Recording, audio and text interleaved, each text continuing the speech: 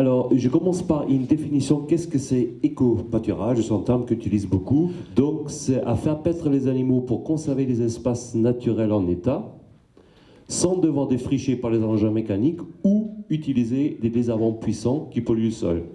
Nous avons assez rapidement observé que nos animaux consomment de manière préférentielle les feuilles, beaucoup moins les tiges, voire pas du tout, ce qui fait qu'avec l'éco-pâturage, de facto, la fauche répétée devient une défoliation répétée, ce qui n'est pas tout à fait la même chose. La question qu'on se posait, à quel point cela fragilise les plantes, accélère donc son épuisement, c'est ça qu'on veut faire.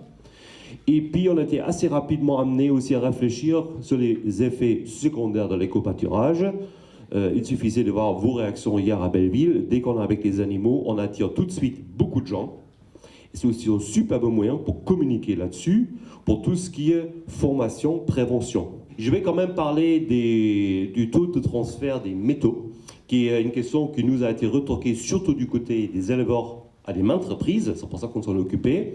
Donc en fait ce qu'on a fait, on a mis en phytotron à l'école, à l'ENSAIA, mis du sol, soit des sols témoins, des sols contaminés en métaux. On a fait pousser des sections de rhizome en conditions contrôlées et on a mesuré ces 5 éléments, cadmium, plomb, nickel, cuivre et zinc, dans le rhizome, les tiges et les feuilles que les plantes ont développées. Par contre j'aimerais bien, et là je suis affirmatif, que tout le monde peut ramener cette information. Non, la renouée n'est pas une plante plus tueuse qu'une autre plante. Donc, en conclusion, tous les éléments que je vous ai présentés semblent indiquer que malgré une capacité vraiment exceptionnelle de production de biomasse, ça 10 tonnes de matière sèche hectare, ça correspond quand même à une capacité de synthèse de celle d'un maïs qui pousse dans le champ. Or, le maïs ne pousse pas du tout sur du remblai et est lourdement fertilisé. C'est ni l'un ni l'autre. Et pourtant, on a 10 tonnes de matière sèche hectare. Ce qui nous permet de dire, oui, il y a un épuisement progressif de la plante via l'éco-pâturage.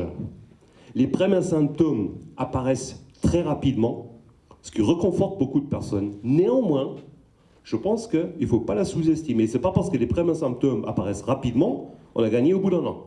Doucement. Ce n'est pas du tout ce qu'on a constaté. Je pense qu'elle a une capacité de ressurgir qu'il ne faut pas sous-estimer.